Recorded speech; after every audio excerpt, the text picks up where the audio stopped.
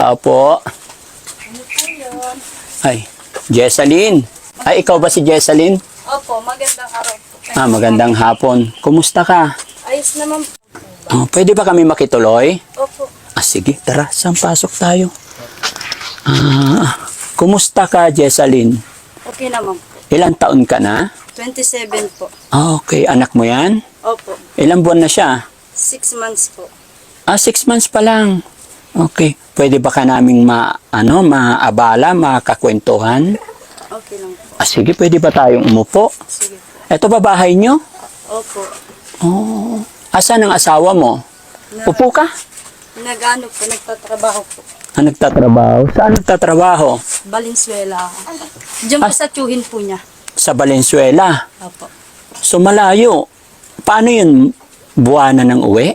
Hindi po ng kada 2 linggo po, pag meron po silang biyahe dito, uwi po siya, tas saglit lang po, tas alis na rin po siya. So ilan na anak mo? 3 po. 3. Ayon sa nag-message, sabi kasi sa akin, nanay na PWD. Opo. Paano ka naging PWD? Yung bata pa po kasi ako, 5 years old, nadulas daw po ako, sabi ng mother ko. At sa hirap po ng buhay, hindi na po ako operahan po kasi meron daw pong tumubong laman po dito sa buto ng ko dito po sa baywang. Matanong ko lang, taga saan ka talaga? Taga Bicol po.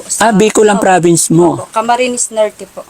Camarines Norte. So, gaano ka nakatagal nakatira dito sa Pangasinan? 8 years po. 8 years. Ilan na anak mo? 3 po. 3. So, ito ang bahay mo. Pansin ko parang napakainit para sa anak mo. 6 months. Payayan ko lang po siya. Pwede bang sa labas tayo mag-usap? Kasi napakainit mga kababayan. Ang init para sa bata. Sige po. Sige, sa labas tayo. Mga kababayan, lumipat kami dito sa labas kasi napakainit. Pero syempre, bago tayo magpatuloy, shoutout ko muna ang Team Rise Above.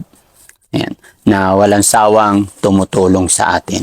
Mga kababayan, kaya po kami narito dahil po inilapit sa amin ng isang concerned citizen si Ate Jessalyn, Jessalyn, na isang nanay na PWD dito sa Pangasinan. Ayan, so malalaman natin ang kwento ng buhay ngayon ni Ate Jessalyn na 27 years old, tama? Wait lang po sir, itawa ko lang po sa kapinsang ko lang po dyan. Sige, okay. Para hindi po siya.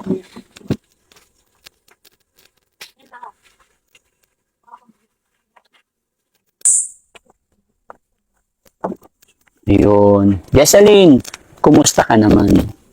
Ayos lang po. Gaano ka nakatagal nakatira dito sa Pangasinan? 8 years po. 8 years na. Paano ka nakarating dito dahil sabi mo, tiga Bicol ikaw? Nagbakasyon lang po ako dito kasi may tsuhin po ako dito sa labasan lang po. Pero, Sa lugar na to. pero pagdating ko po doon, 2 days lang po ako. Pinalayas na po ako ng sahin ko po. Nakilala ko po yung asawa ko po, kinupok po niya po, dahil sabi ko po, sa magulang ko, ayaw ko muna mag-asawa. Tapos, hindi po nila ako bigyan ng paksa. Pero alam mo, kahit wala na yung papa mo, may magagawa ka pa eh. No? Dahil habang may buhay, may pag-asa. Hindi porkit wala na yung tatay mo, hindi ka na makabawi. Gawin mo lang yung best mo para sa mga anak mo. At nandyan pa naman yung nanay mo. Bata pa yung nanay mo. May paraan pa. So, ano naman ang sasabihin mo sa nanay mo? Para baka sakali usapan natin ito. Sorry sa lahat. Kung nakinig ako, maganda pag andito kayo, sana umuwi kayo ng Pangasinan at makita mo lang yung mga apo mo at maging okay sana na tayo. Ang tingin ko Jessalyn, siguro ikaw ang papasyal sa magulang. Hindi yung si nanay ang papuntahin natin. Ano ba status nila doon? Kasi alam mo, ano't ano man ang hindi pagkakaunawaan ng magulang sa anak, sabihin natin nagkamali is magulang or what, tayo pa rin mga anak talaga dapat ang yumuyuko sa magulang. Hindi pwedeng yoyoko ang magulang sa anak. Dahil hindi tayo lalabas sa mundong ibabaw kung hindi sa kanila. Hindi natin pwedeng isumbat sa magulang. Hindi natin sila pwedeng sumbatan kung pinanganak tayo or lumaki tayong mahirap. No? Dahil kahit sila hindi nila gustong mangyari yun sa kahirapan ng buhay, kaya ganun tayo. 'Di ba? Kaya siguro sikapin mo dahil malakas ka pa naman, bata ka pa. Pati ako naiyak no? Excuse me mga kababayan, no? Sikapin mo, may hanap buhay naman ang asawa mo. Kahit one time lang. Bicol lang naman Pumasyal kayong mag-iina, mag-aama, puntahan mo yung magulang mo. Mag-sorry ka kung ano yung mga pagkakamali, kung ano yung kasalanan mo. I'm sure, pag ginawa mo yun, mapapatawad ka nila agad. Sigurado ako, iiyak yun sa tuwa. At pag nagawa mo yun, magkakaroon na ng basbas ang pagsasama ninyo mag-asawa. Baka yun na yung simula para magkaroon ng blessing ang buhay ninyo. Alam mo, sa totoo lang, may minsan, may mga bagay-bagay talaga na kahit anong kayod natin, parang napakahirap pa rin. Parang ang bigat-bigat ng buhay natin. Dahil walang basbas siguro ang mga magulang natin. No? Minsan naman kahit mahirap lang ang buhay natin, napakasarap sa pakiramdam. Dahil alam natin, nakakampi natin ang ating mga magulang. Di ba sa'yo rin mismo nang galing na dito, nararamdaman mo na parang wala kang kasama? Parang kulang po ako. Parang may kulang. Opo, hindi po buo yung pagkatao. Wala po yung mother ko na. Di ba? Ngayon pat mag-isa na lang magulang mo. So habang may panahon ka pa, huwag mong hintayin mawala na yung magulang mo. Saka mo patuluyan maisip, no? So yan ang payo ko sa'yo. Pag may chance, mag-ipon ka. Kahit pamasahin lang, balikan. Hindi ko sinasabing iwanan mo tong lugar na to or what. Depende yan sa pag-uusap ninyong mag-asawa. Pero gawan nyo ng paraan. No? Mag-ipon ka para may pamasahe, para makausap mo yung magulang na ano. So, saka kayo bumalik ulit dito.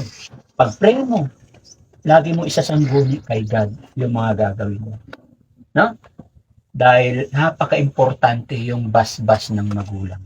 No? Ano bang sige, paano ba yung nasabi mo sa akin, bakit dumarating yung point na minsan yung mga anak mo pinapakain na lang ng mga tsuhin ninyo? Bakit? Dahil po yung sahod po ng asawa ko, binabayad pa po namin sa utang na nagastos po namin sa hospital. Magkano po kasi yun. Inuulog-ulugan po namin. Kaya minsan ang sahod ko asawa ko wala pong natitira. Bago lang po sa bayad na utang po namin. Nanganak po ako. 1.5 lang kasi po ang isang linggo po ng asawa ko. Siyempre po, hindi po siya libre. Yung 1,000 po, ibibigay po niya sa naputang po natin. Yung 500 po. Yun ang binabudget mo. Oo po. Minsan 300 po binibigay niya isang linggo. Tapos yung 200 po, sa kanya po, pag kambyo po niyang kape, almusal, tapos tanghalian po. Basta lang, Jessica. Laban lang. Huwag ka mawala ng pag-asa. Pag-isipan mo maigi yung payo ko sa'yo. Hihingi tayo lagi ng basbas sa mga magulang natin. Mga kapatid mo, kausapin mo rin sila. Magbalik loob ka. Diba sabi mo, nung hindi ka binigyan ng pamasahe, parang nagtampo ka rin sa kanila na hindi ka na magpapakita. Pero deep inside, nasasaktan ka sa sarili mo. Kasi sila na lang po sana yung takbuhan po. Hindi po nila ako nagbigyan. Sana po hindi ganito yung naranasan kong buhay. Kasi sila lang po dapat yung alam po tutulong sa akin. Yun din pala po ang magdadaw po sa akin na hindi po makalis dito sa tanggal. Naiintindihan kita. Tao lang talaga tayo na nasasaktan. Pero sa'yo na rin mismo galing, nahihirapan ka sa sarili mo damdamin. Dahil alam mo wala kang kakampi. Iba talaga pag nakakausap natin yung mga magulang natin. Every time na may problema tayo. No? Alam mo kahit kesyo may pera ka o wala ka. Kahit sinong tao pag may problema, lalapit at lalapit yan sa magulang. Alam mo yung pag may problema ang isang tao, mayakap lang ng magulang, kapatid, gumagaan. Hindi lang sa pera tayo sumasaya, kundi sa pamilya din at sa bendisyon ng Panginoon. Tandaan mo yan. Ngayon mga kababayan, nalaman natin ang buhay ni Jessica. Ayan. So sana sa pagpunta namin na ito, mapanood ng magulang mo, makita nila yung problema mo. No? At sana makatulong din kami sa iyo, sa mga anak mo. Pahingi tayo ng isang sakong bigas. Jessica, Jessalyn, sana makatulong. Ayan.